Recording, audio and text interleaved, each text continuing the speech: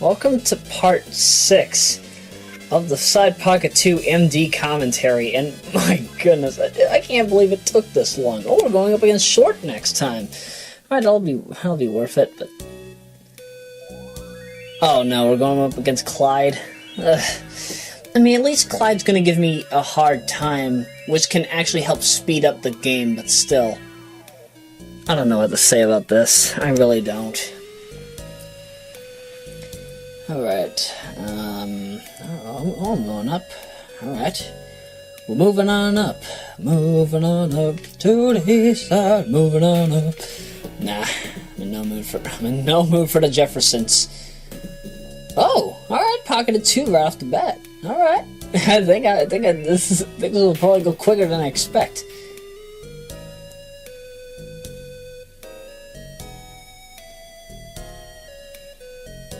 Alright, what am I doing here? Am I really curving the ball? Oh no. Come on. Please tell me I knew what I was doing. Alright, good. Alright, good. I think I saw what I did. So I pocketed the 10 and the 15 just to bring them back, and for good reason. Alright.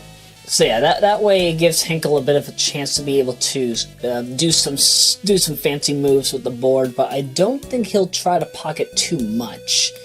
I don't think he does pocket too much in this, so you know, at least it'll be a fair balance in the long run. So what is he doing here?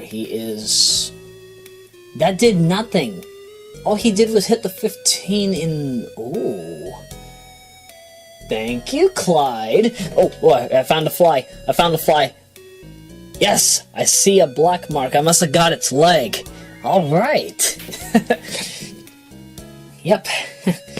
Roya Rockwood. Poison fly killer. Yes. Because I don't know if these flies are carrying any sort of venom. I don't know if they're parasites. So,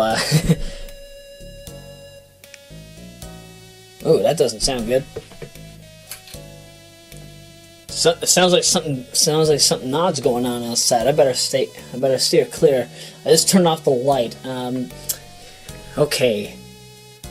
Just gonna keep everything secure. I hope everything is okay and safe out there. But, you know, I heard some bickering. I heard some loud door slamming. So I better be very, very careful. I do not enjoy having to do a commentary when I feel like my own security is at risk. I mean, we already had this issue during Sonic Hacking Contest 14 online, where we had literally like a shooting and a brawl happen outside the house, which was, I mean, that was scary in and of itself, but still. I mean, at least I'm okay under pressure. Oh, hey, there it is. There it is. Got it. The fly landed on my monitor. Alright, did I get it? Yep, I feel its shell. I feel its shell and it's broken. Alright. The ultimate hero in pest control. Me. Capable of attracting flies to my computer monitor and swatting it at any time that I necessarily need to. Again, though, I mean, we've got so many flies in this house that it only makes sense that I have to get rid of them as needed, because, you know, we don't like having too many insects in this building. You know, we've had many issues with insects over the years. I mean, we've had ants, we've had flies, both small and large. We've had moths. We've had moth larvae, actually, in August of 15, due to some very horrible wild rice that we got from Shaw's. The Shaw's on Market Street, at the time. Never get anything from that Shaw's if it involves something such as that. That was just horrible. That was a disaster. But again, the only pest control you ever need, you don't ever need pest control spray unless if it gets too out of hand. Just hire a whole bunch of spiders and centipedes. They'll deal with your problems. You got moths? Just have the spiders take them down. And if the spiders can't take them down, then use your vacuum. The vacuum always helps. You ever need to get rid of certain other insects? Use a centipede. Always comes in handy.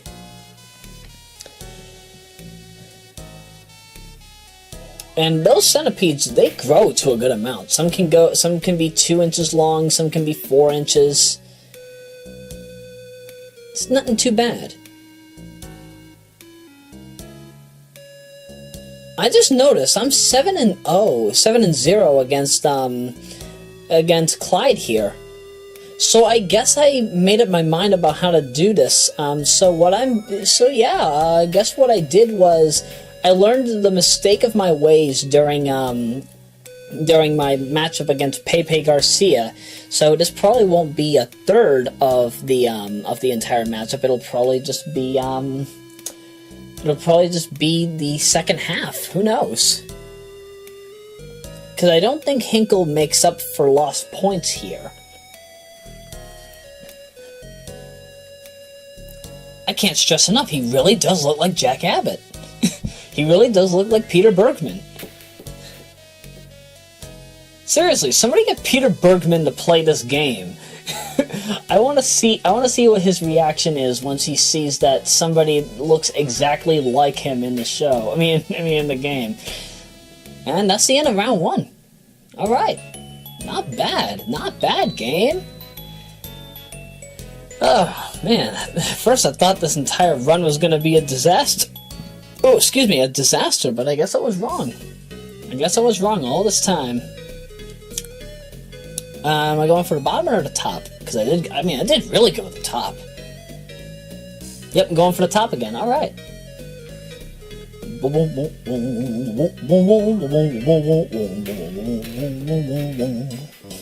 I would definitely be louder in terms of my humming notes, but at the moment I'm just not in the mood.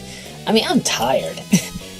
I'm tired. You know, I only got like actually no, I got well more than 8.5 hours of sleep, but segmented from like 11 to 2:15, then like 2:20 to 6:50 something, like 6:53 or 55, and then from 7 to like 9 something, 7 to maybe like 9:10, 9:15.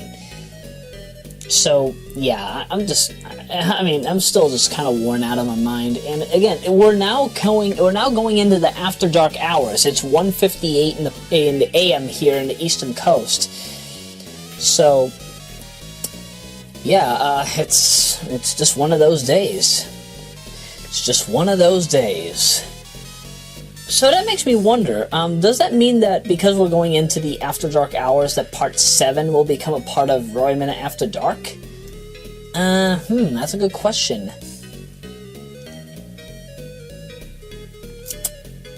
Not necessarily. Not necessarily. I don't expect Part 7 to go into the Royameadow After Dark slot, but you know, because it's an episode that's recorded in the After Dark hours, because of the way that I present it here, I guess if I decide to air it between 2 and 5 on the Eastern Coast, or 11 and 5 on the Pacific Coast, then chances are that, yes, it probably will be a part of the After Dark block. But if it's not, then it's not. But we'll see how it all goes down. Let me see. While it's on the mind, I'm just curious about the weather. Okay, it looks like whatever fiasco was going on is apparently under control. There's a couple laying down the street over by my neighbor's sidewalk, driveway entry. There's another car that's coming here. Oh, no, it's taking a left turn. But yeah, the whole street is damp. We're getting rain over the past matter of days, and we're also getting, we're getting rain tonight, getting rain tomorrow, getting rain on Saturday. We're gonna have another wet Christmas, everybody. But I'm okay with that. I'm okay with having a wet Christmas. Wet Christmas is awesome. The only issue you have to worry about if it's cold is black ice. Careful of that black ice, kids. Heck.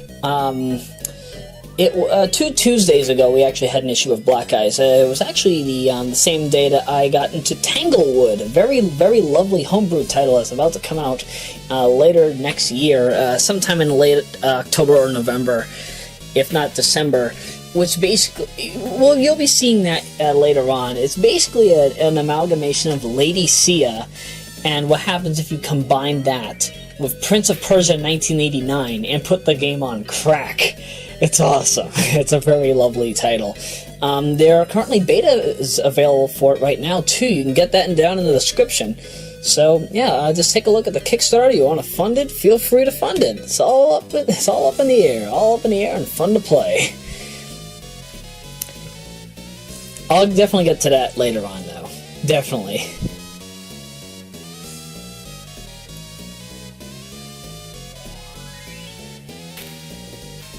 Did he just say, "Whoa, Nelly"? That doesn't sound like something you'd hear nowadays. I mean, that's an old saying. I mean, that's a very old saying. Wait a minute, the orange striped ball is 13? Oh man, I was thinking about this all wrong then.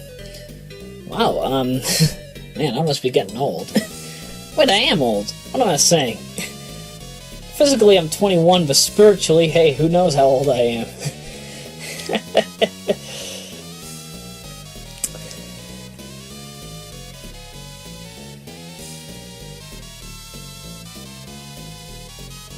Where's that one going, Hinkle? Come on. Come on, let's see where it goes.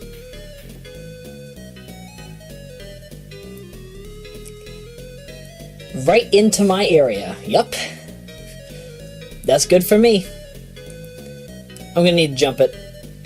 There's no way I'm doing that regularly. Yep, gotta hit. I have to hit it straight from the left-hand side in the back, and that will knock it almost. Oh, come on, game.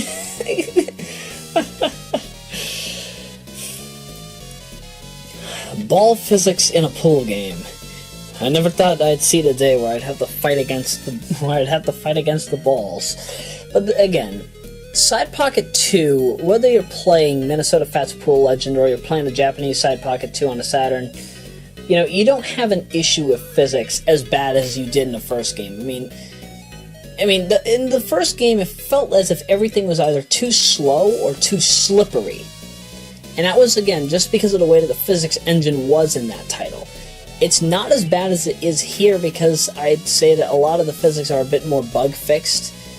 I'd say that this game is probably one that you can't really glitch your way out of, so to speak. And if there are ways to glitch this game, I'd be surprised.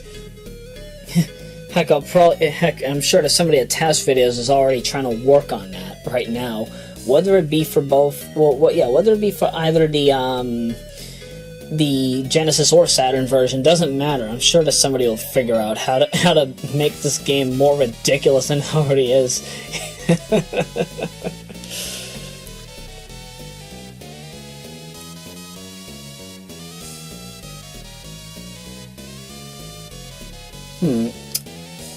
So, wait, what am I doing here?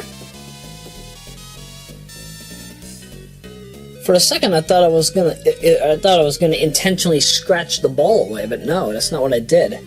What did I do there? That did not make any sense to me at all. What am I trying to do to Hinkle?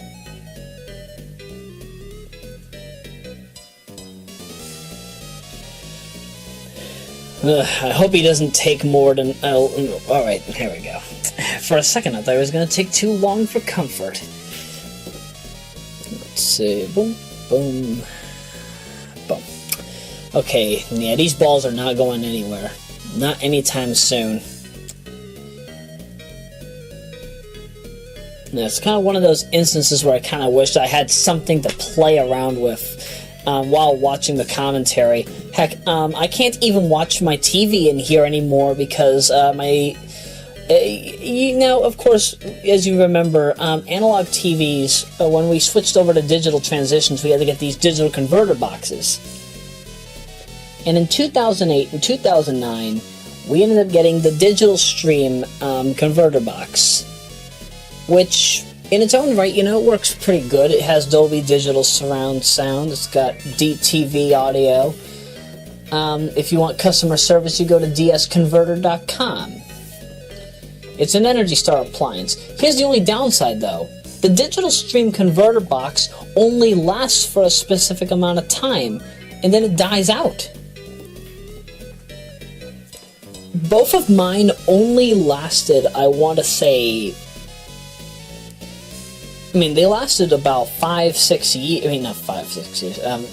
They lasted about 7-8 years long, which is, in my view, is pretty impressive. But at the same time, I've had VCRs for decades that have lasted longer than this mother ducker. Digital Stream, unfortunately, is a very bad brand because of that. Even though I wholly love the way that it scans channels, the way that it has a very fast interface. That's the only issue. The hardware stability from that time. So as a result, I'm stuck having to watch TV out in the main room, out in the living room. My bedroom has no active TVs. I've got my Durbrand TV here, I've got my LG TV here. The LG TV's from, I want to say, August of 2006, back when it cost over $1,000 to get it. And back then, that was when 1080i was the standard. 1080p and 4K are the standards now. I can't even use my PlayStation 3 in 1080p anymore. When using this TV, I have to switch to the Samsung Smart TV that's in the living room. But the hardware in this is just ridiculous, though. I mean, I'm using very dated hardware to watch modern television, and it's also one of the reasons why I still work with old style formats. Why I still work with the 8:7 aspect ratio for games such as this. Why I still work with 480p is just because my resources are not meant for the modern standards. I still use old standards because I still know people that used old standards. It's not as far-fetched as it sounds. It's not a bad thing. Do I feel it could be better, though? Oh, absolutely. No two ways about it, but still. Just not my cup of tea. Not my cup of tea in full. But one of these days, I'm sure that I'll probably get another converter box, because I still work with analog pretty well. I enjoy analog TV. It's just, I don't know, there's just kind of a retro feel to it. I mean, and I've also got like a desk. I have a work desk here from like I want to say like the 1940s or 50s that I still commonly use. I mean, it's still in luxurious condition. I mean, sure, it's probably dusty on top, but that's nothing little cleaning can't fix. Either way.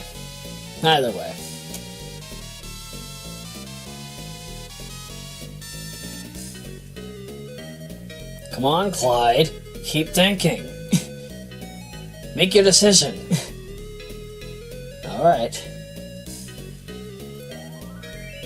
How do you have me? How did you get me? You failed.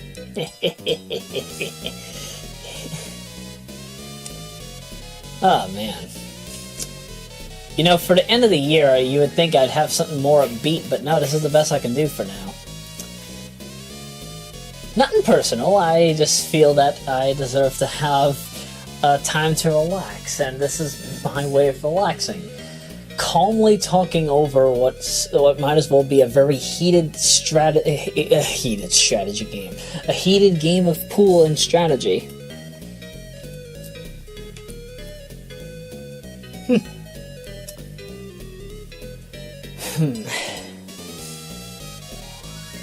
I swear I'm gonna probably need to make a Q&A session for the Saturn version of the commentary, so I don't feel as tired, or at least so this commentary is not as lackluster as it might happen to feel. I'm sure that some people would enjoy that. Some people would probably have some really good questions too. You know what? Yeah, that's probably what I'll do. I'll probably hold the Q&A session for the Saturn commentary just so I can make up for lost words. That feels a bit more reasonable, and oh my goodness, here come the drag racers. That'll get me going. Seriously, I am not a fan of these drag racers. Get them out of our city. What is wrong with this city? Why do they keep them here? There's nothing good about these drag racers. They're not bringing in money. They're they're ravaging the streets. They're making the people feel unsafe. It's like when you're in the city, you either have to be home by 11 or at least by midnight, before the speeding really starts to happen.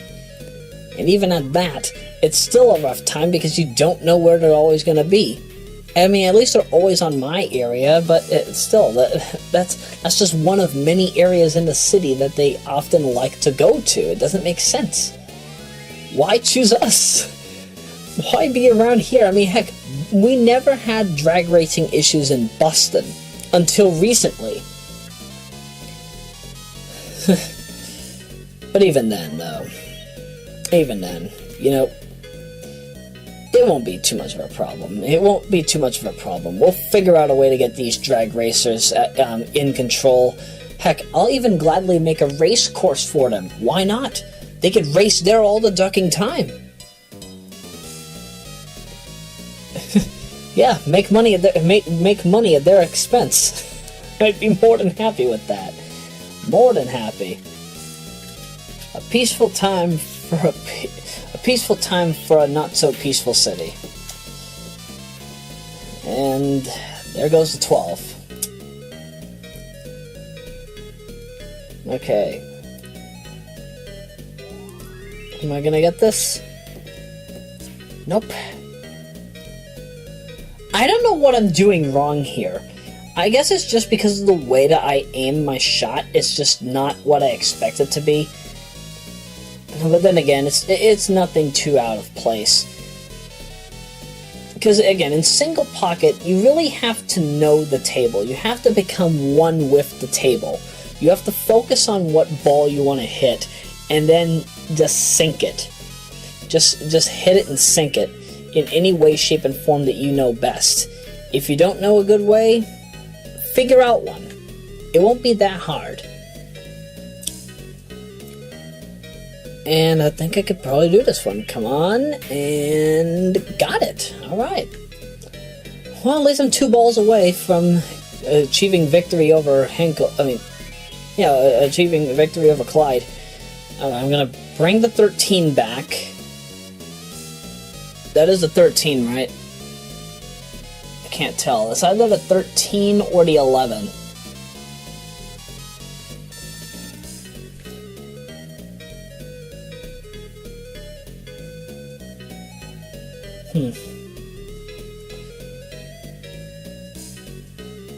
Yeah, I don't know how to handle it either, Clyde. Take your time.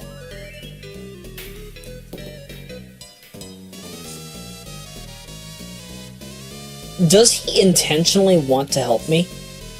I swear, it's like Hinkle wants to help me win. It's like he doesn't even have to try anymore. He already knows I'm going to win, so, I mean, not going to. He already knows that I will win, so watch what I do here. I'm going to jump the ball. If I do this just right, it's going to go all the... No. It was a good attempt, but it all depends now on where he hits the ball, because he could pocket the 8 and reset it, he can pocket the 3 and the 7 and reset it, he can pocket the 10 and reset that. But if he does this just right, I'll probably have the opportunity to pocket the 4, and you know what, we've already gone on for over 23 minutes, so yeah, part 7 will just be the end of the, single oh, are you kidding me? Oh my goodness. It's like you want to prevent me from winning. Okay, let's see what they do here. 14 gets hit, and... okay, that just scatters everything everywhere. Okay, that doesn't matter. Okay, now... alright, Hinkle's in a pickle.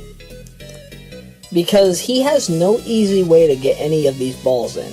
There's no two ways about it. There's no easy way to sink in any of the 6 balls that are on screen. Or is it 7? Because I only see 6 on screen. What is it? Oh, right. Right, 14 is still on board. And that will probably give me the opportunity to actually, yeah, I think I could do this. Use a little bit of right English, or a lot of it, and not enough. So I pocketed 4 and 10 into that and reset it. That's okay by me. That's okay by me. I can take a bit of time here and just be patient. Again, this kind of game is nothing but patience, even if you are dominating the board. If you don't know what you're doing, just pay very close attention to your surroundings on the board, see what you can aim for. Even if you're not going to pocket it, at least be ready to know which will be the next ball that you're going to sink. And like right here, I could angle the 4 or I could go for the 10. I'm going for the 10. That's going to end this part. So use max follow, use almost maximum energy, and there you go. That's the end of part 6. So when we go into the next portion, we're going to part 7. Alright. See you then.